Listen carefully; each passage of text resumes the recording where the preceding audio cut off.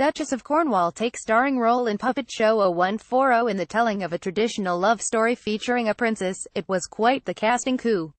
The Duchess of Cornwall happily took the starring role in an impromptu shadow puppet show, as she showed off her skills in a short play.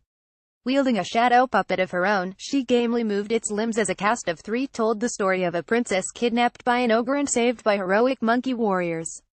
The Duchess was visiting the Teochew Puppet and Opera House, which aims to preserve traditional skills from its home in Penang, Malaysia. Greeted by Ling Go, founder and director of museum, and assistant director Chai Lin, the Duchess posed for a photograph with the ladies in traditional dress.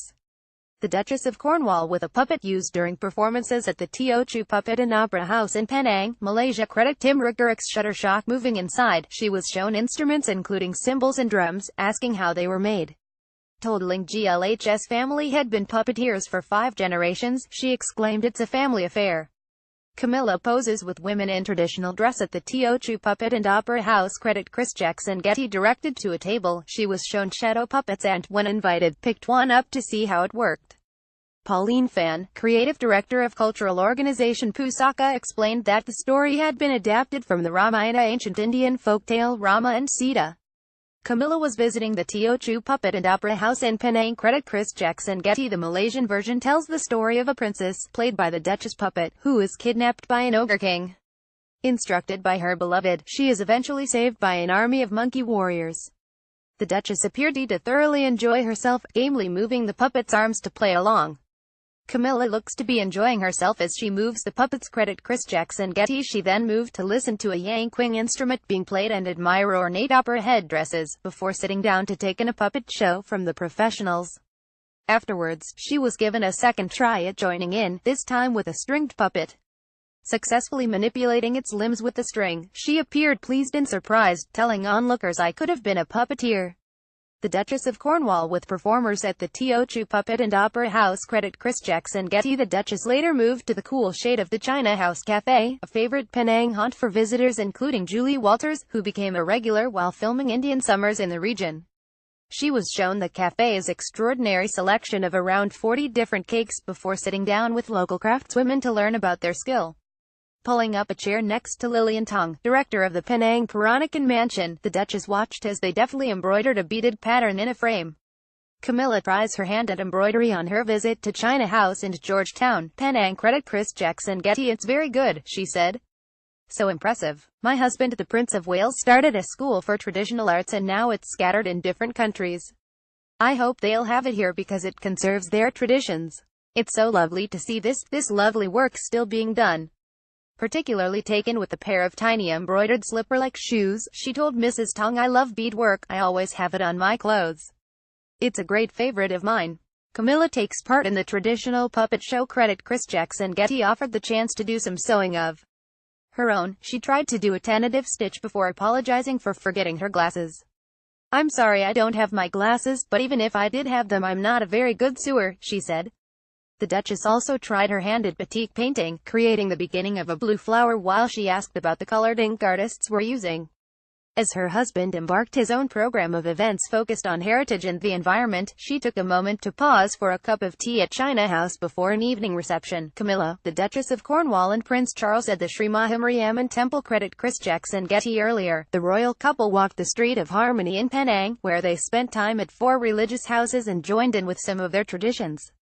They included St. George Church, the oldest Anglican church in Southeast Asia, a Muslim mosque where they met leaders and planted a tree, a Teochew temple where they watched a colorful lion dance, and a Hindu temple where they were adorned with garlands and shawls woven with gold and thread.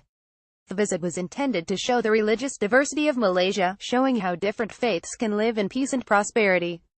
The Prince of Wales and the Duchess of Cornwall during a visit to Hanjong Temple. Credit Yui Mok Be. The half-a-mile road known as the Street of Harmony. It reflects the migrant communities which moved to Penang during the British administration when it was a bustling trading port. The visit, undertaken at a humid 28°C, saw the prince keep cool in a linen suit while the Duchess wore a tunic, loose trousers and parasol.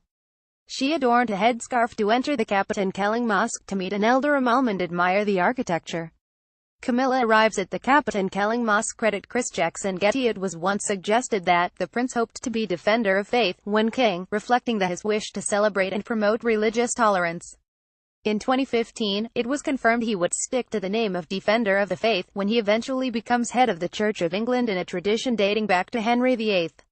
The Prince and Duchess first stopped at the church, which dates back to 1818 and was all but destroyed by the Japanese in December 1941. The Prince of Wales and Duchess of Cornwall, accompanied by Bishop Charles Samuel, credit Yui but many of the treasures inside were looted, including a baptism font made from local marble that had been in the church. It was discovered 30 years later on a rubbish tip in nearby Butterworth, slightly chipped but still intact, and is now back at its original home and used every week for baptisms. In 2007, St. George Church underwent a major restoration and was subsequently declared one of the 50 national treasures of Malaysia. The Prince of Wales and Duchess of Cornwall, during a visit to St. George Church, the oldest Anglican church in Southeast Asia, credit Yui a memorial pavilion was erected in 1886 in memory of Captain Francis Light, founder of Penang, which the couple explored before they left. At their second visit, they were greeted by small children with colorful dress and flowers at the mosque before taking their shoes off to go inside.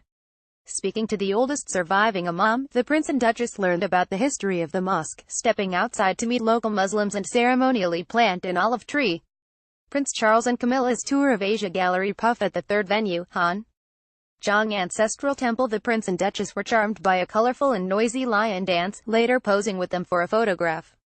The temple is dedicated to the Taoist god of the north and is still used today to honor the ancestors of the clan, winning the UNESCO Asia-Pacific Award for Cultural Heritage Conservation after a 2005 restoration. At Sri Mahamariamman Temple, the Prince and Duchess were taken on a procession led by a drummer, to see the brightly colored building, flowers and statues of gods in all their glory. Camilla, Duchess of Cornwall, honored with garlands made of sandalwood. They waved to the crowds before taking their leave. Pravina Balakrishnan, a local historian, said, "We wanted to have a fragrant garland, so we chose sandalwood. Flower garlands will fade and die. The silk shawls are given to kings and queens, and we believe silk has the power to attract positive vibes."